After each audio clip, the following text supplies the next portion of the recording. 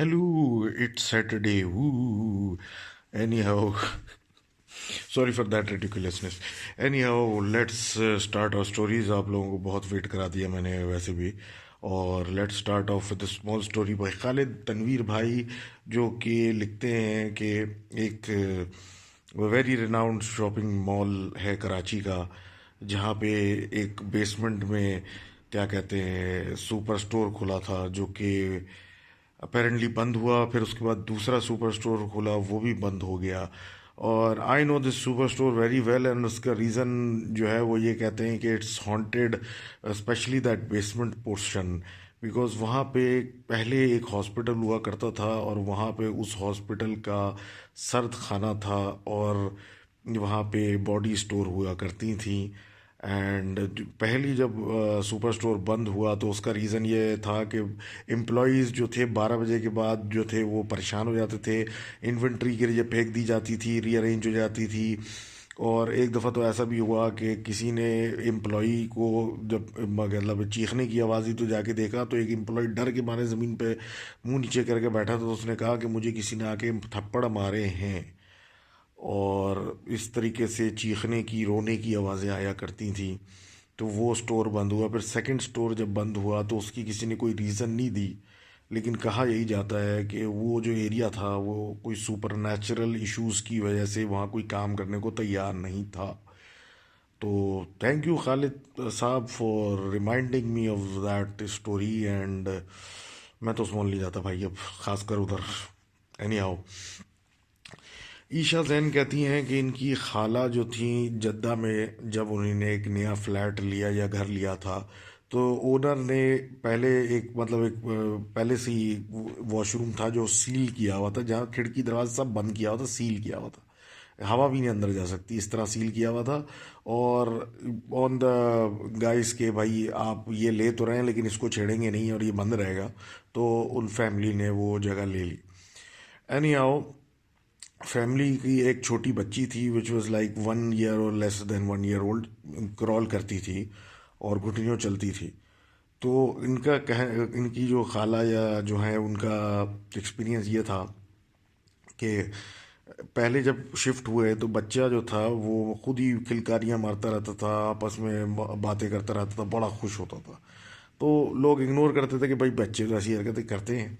फिर उसके बाद रैंडम कॉर्नर्स में से घर के खुशबुएं आने लग गईं, और समझ में नहीं आता था कि परफ्यूम कहाँ से आ रही है. लेकिन बहरहाल ये भी इग्नोर किया. फिर एक दिन क्या हुआ कि खाला जब एंटर हुई रूम में, जो उस रूम के साथ वो वॉशरूम अटैच था जो सील था, तो देखा बच्चा किसी का हाथ पकड़े हुए जो इनविजिबल है, नज़र नहीं आ रहा, क्योंकि वो बच्चा इतना छोटा था, वो चल तो सकता नहीं था, सहारा लेके ही खड़ा होता था. वो किसी का उसने हाथ पकड़ा और बड़ी खुशी से चल रहा है, और उसको ऊपर देख रहा है, उससे बातें भी कर रहा है.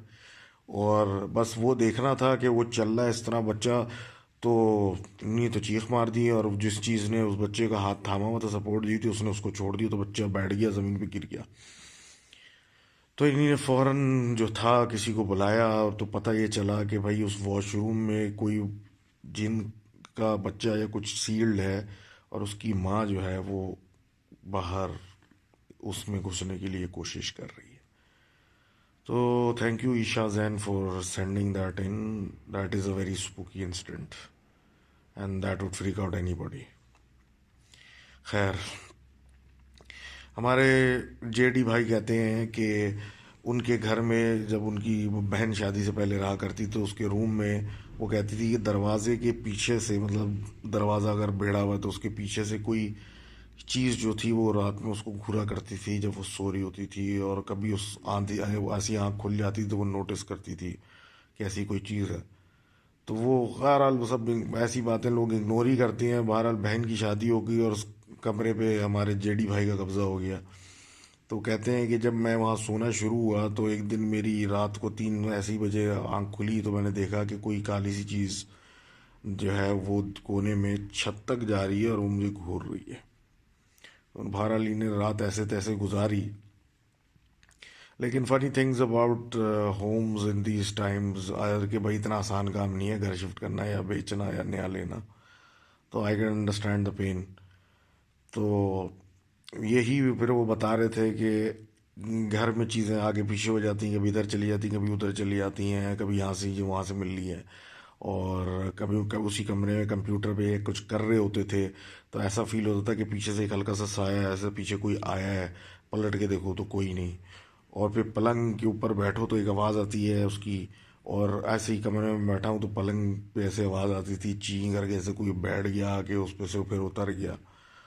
तो ये सिचुएशन है वहाँ की। और वो कहते हैं कि घर में बिल्कुल बरकत जो है वो ख़त्म हो गई है। तो भैया अल्लाह रहम करे, और बस देखो क्या होता है, और कोशिश करो, हार नहीं मानना, लगे रहना, कुछ ना कुछ हो जाएगा इंशाल्लाह। उसके बाद हमारे दूसरे भाई जो JD2 हैं वो कहते हैं कि इनका जो घर था वो गालिबन एक खाली फैक्ट्री के पास है। तो बड़े भाई एक दफ़ा बड़ी बहन को छोड़ के, या भाई इनके छोड़ के आ रहे थे बाइक पे वापस, तो उन्हीं ने रात में देखा कि फैक्ट्री की छत पे से कोई चीज़, कोई औरत नुमा चीज़ जो है वो उड़ के बाकायदा सामने सफ़ेदे में दरख्त के ऊपर जाके बैठ गई। तो ये अपन बहरहाल वो तो बाद गुजर रात में घर में घुसे और गुजर गई, लेकिन इनका कहना ये है कि इनका घर भी कोई ख़ास सेफ नहीं है। और घर में अक्सर सेकंड फ्लोर जो है इनका, वहाँ से आवाज़ें आती हैं, और ऐसा लगता है कभी दरवाज़ा खोल रहा है, कोई ज़ोर से बंद कर रहा है, कोई कुछ कर रहा है, कोई कुछ कर रहा है। रात में तो ये डर जाते हैं, वहाँ नहीं जाते। और ऐसा भी हुआ है कि इनकी बहन ने देखा कि भाई सहन में घर के कोई औरत घूम रही है, और फिर उसने जाके देखा तो उसने सोचा मामा घूम रही हैं, मामा वॉक कर रही हैं, कुछ कर रही हैं सहन में। तो अपने कमरे में गई तो देखा कि भाई मामा तो वहाँ लेटी नहीं है, वो औरत कौन थी। सिमिलरली मामा ने को कभी कभी फील होता है कि कोई बच्चा, छोटा बच्चा जो होता है ना, छोटा, वो आया, वो सो रही हैं तो सर पे हाथ फेर के वो उठाया उनको, तो उठी तो देखा कोई नहीं। और उसके बाद कभी कभी छोटे बच्चे इस तरह भागते फिरते भी नज़र आते हैं।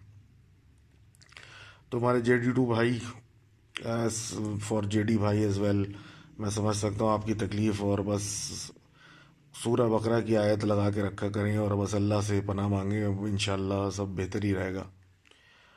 फिर आते हैं हसनत भाई पे। हसनत भाई हमारे अपने गांव का एक वाक़या बयान करते हैं, जो उनकी grand father of great grand father की बात है। वो कहते हैं कि जब उनके ग्रैंड फादर कहीं से आ रहे थे, तो एक या रहीम यार खान के पास की बात है, तो वहाँ पे एक जगह है जहाँ पे नहरें, दो नहरें टाइप की गुजर रही हैं, और वहाँ से गुजर के एक थोड़ा कच्चा और वो जंगल टाइप के कुछ ऐसी एरिया है, वहाँ से गुजर के गांव आता है। तो अब जाहिर सी बात है, ग्रैंड फादर की बात है तो पुरानी बात है। तो ये वहाँ से पैदल आ रहे थे कहीं से, तो चलते चलते रास्ते में इनके ऊँट आ गया। नॉर्मल सी चीज़ है उनके लिए, वहाँ पे घूम रहे होते हैं। तो उन्होंने देखा भाई वो रास्ते में आया हुआ है और उनको बहुत घूर के देख रहा है, कुछ अजीब सा है, तो क्वाइट डिस्टिंक्ट। तो बहरहाल इन्हें इग्नोर किया, ये अपने रास्ते में सीधे चलते जा रहे हैं। काफ़ी आगे जाके फिर उन्होंने देखा कि वही ऊँट जो है आगे जाके उसी तरीके से खड़ा हुआ है और आगे रास्ते में। और ये बात भी है कि अगर ये आगे इनके साथ साथ चलता या आगे पीछे होता तो ये नज़र तो आता ये कैसे आगे आ गया, लेकिन भाई फिर आ गया। तो उनको एहसास हुआ कि ये कुछ मामला गड़बड़ है। तो ये जल्दी से अपने चलते रहे, और इन्हें नोटिस किया कि पीछे पीछे वो आ रहा है, और बस जल्दी जल्दी करके घर में घुसे। अच्छा, घर में घुसे तो इनको एकदम से तपिश हुई, बुखार हुआ, फिर हुआ, लेट गए। और हफ्ता निकल गया, मतलब नॉर्मलाइज होने में और सेट होने में। चीज़ें एक नॉर्मल हो गई, वो रात भूल गए, सब कुछ हो गया। तो इनकी बेटी ने इनको कहा, यानी इनके फुप्पो ने, कि उनको कहीं जाना है, तो उन्होंने साइकिल निकाली और साइकिल पे उनको बिठा के साइकिल चलाने लगे, और वहाँ रास्ते में निकल गए अपने। तो रास्ते पे चलते चलते फिर उनकी बेटी ने उनको कहा कि बाबा पीछे एक ऊँट आ रहा है हमारे, पता नहीं कहाँ से आ गया। तो उन्होंने नोटिस किया ये तो वही ऊँट है जो उस रात इनके पीछे पड़ा था। तो बहरहाल ये जैसे तैसे करके साइकिल चलाते चलाते एक ऐसी जगह आए जहाँ पे एक चराहा जो था अपनी भेड़ बकरियों वगैरह को लेके वो बैठा हुआ था और चरा रहा था। तो ये उसी के पास चले गए और उन्होंने कहा कि भाई बस वहाँ पे टाइम गुजारते हैं कुछ लोगों के बीच में, किसी तरीके से ये तो जाए। अब वहाँ पे रुक गए और उन्होंने नोट किया कि वो एक फासले से इनको देखता रहा काफ़ी देर तक, लेकिन फिर काफ़ी अरसा जब गुजरा तो फिर उसके बाद वो चला गया। तो ये अपने रास्ते पे चल पड़े। इस तरह से भाई हसनत भाई कहते हैं हमारे कि इनके ग्रेट ग्रैंड फादर जो थे ननियाली साइड के, उनके पास घोड़ा था एक, पुराने बहुत पुराने ज़माने में यही सवारियाँ होती थी। तो शाम के टाइम अब जानवर इस तरह का रखते हैं तो उनको फिर टहलाना भी पड़ता है, सब कुछ करना पड़ता है, वरना बीमार पड़ जाते हैं इन एक्टिविटी की वजह से। तो वो और शाम में या रात में लेके निकले उसको ऐसे ही एक चक्कर देने, ताकि एक्सरसाइज देने उसको, और फिर पानी पिलाने की नीयत से वो नहर की जो जगह मैंने बताई थी वहाँ चले गए। वहाँ उतर के उसको गालिबन घोड़े को पानी पिलाना शुरू किया या पीने दिया।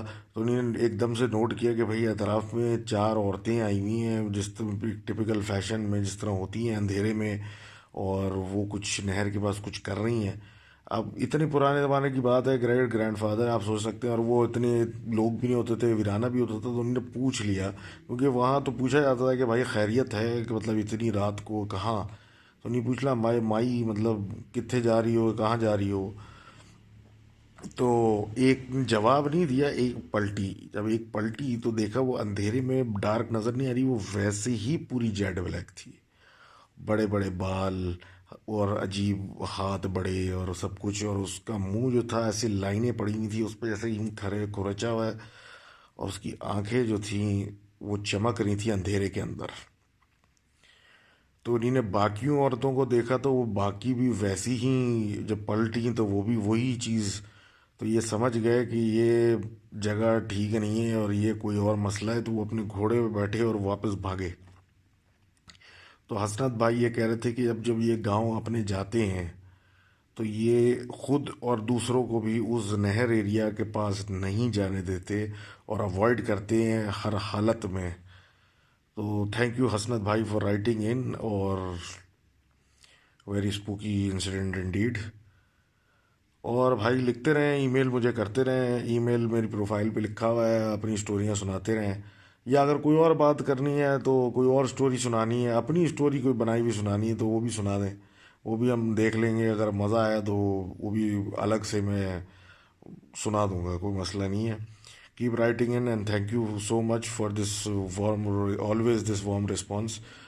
भाई कोशिश है कि क्वालिटी प्रोडक्ट बनाऊं। Anyhow thank you very much, and अल्लाह हाफिज़ and have a good night, a safe night.